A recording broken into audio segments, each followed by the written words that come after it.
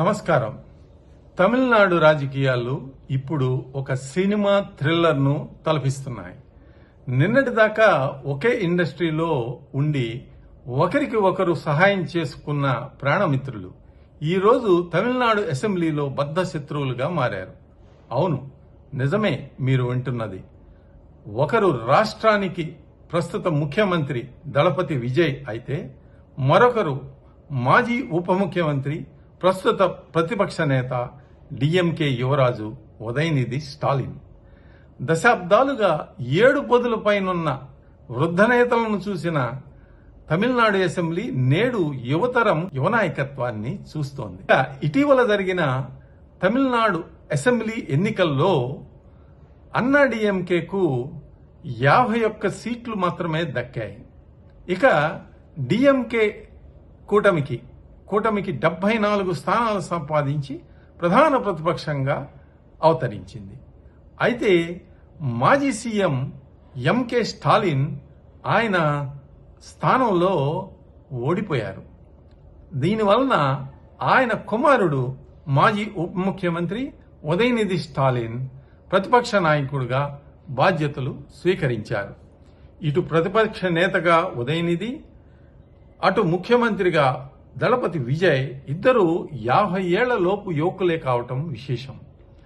దళపతి విజయ్ వయసు సుమారు 52 ఏళ్లు కాగా ఉదయనిధి స్టాలిన్ వయస్సు 49 సంవత్సరాలు మాత్రమే. ఇక వీరిద్దరి మధ్య పొలిటికల్ ఫైట్ ఎలా ఉన్నా వీరిరువురికి 2 దశాబ్దాల సినీ అనుబంధం కూడా ఉంది. మీకు తెలుసా ఇది? ఉదయనిధి స్టాలిన్ నిర్మాతగా సినీ రంగంలోకి అడుగుపెట్టింది దళపతి విజయ్ సినిమాతోటే. 2008లో విజయ్ త్రిష జంటగా నటించిన కురవి చిత్రాన్ని ఉదయనిధి స్టాలిన్ తన రెడ్ జైంట్ మూవీస్ బ్యానర్ పై నిర్మించారు. అప్పట్లో వీరిరువురు మంచి ఫ్రెండ్స్. కానీ కాలం ఎవరిని ఒకేలా ఉంచదు కదా. ఇప్పుడు ఆ ఫ్రెండ్స్ ఇద్దరు తమిళనాడు రాజకీయ కథన రంగంలో నువ్వా నేనా అన్నట్లు అసెంబ్లీలో తలపడబోతున్నారు. ఇక అసెంబ్లీలో ఎమ్మెల్యేల ప్రమాణ స్వీకార కార్యక్రమం సందర్భంగా కూడా వీరిద్దరి మధ్య ఉన్న కోల్డ్ వార్ను స్పష్టంగా బయటపెట్టింది. ముఖ్యమంత్రిగా దళపతి విజయ్ ప్రమాణ స్వీకారం చేస్తున్నంతసేపు ప్రతిపక్ష నేతగా ఉన్న ఉదయనిధి కనీసం ఆయన ముఖం చూడటానికి కూడా ఇష్టపడలేదన్నట్టుగా వీడియోలు బయటకొచ్చాయి.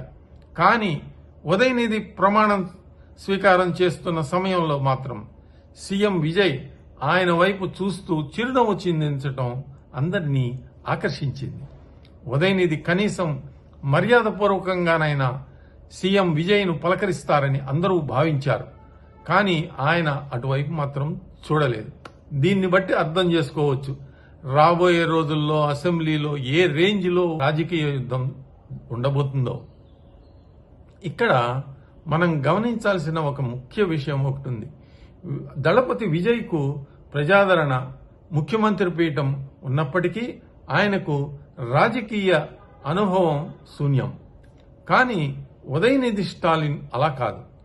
ఆయన గత ప్రభుత్వంలో ఉప ముఖ్యమంత్రిగా పనిచేశారు.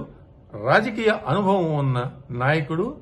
ఆయన తండ్రి ముఖ్యమంత్రిగా పనిచేయడం, డిఎంకే పార్టీ వ్యవహారాలు చూడటంతో ఆయనకి రాజకీయ అనుభవం ఉంది. దీంతో 74 మంది సభ్యులు గల డిఎంకే కూటమిని సమర్థవంతంగా నడిపిస్తూ భవిష్యత్ రాజకీయాలను బలమైన పునాదులు వేసుకుంటారని విశ్లేషకులు భావిస్తున్నారు. అనుభవం లేని ముఖ్యమంత్రి, పూర్తి అనుభవం ఉన్న ప్రతిపక్ష నేత, ఈ పోరు భవిష్యత్తులో దళపతికి కత్తిమీద సామే అని చెప్పవచ్చు. మొత్తానికి దళపతి విజయ్ వర్సెస్ ఉదయనిధి స్టాలిన్ ఎపిసోడ్ తమిళ రాజకీయాల్లో కొత్త అధ్యాయానికి తెరలేపింది.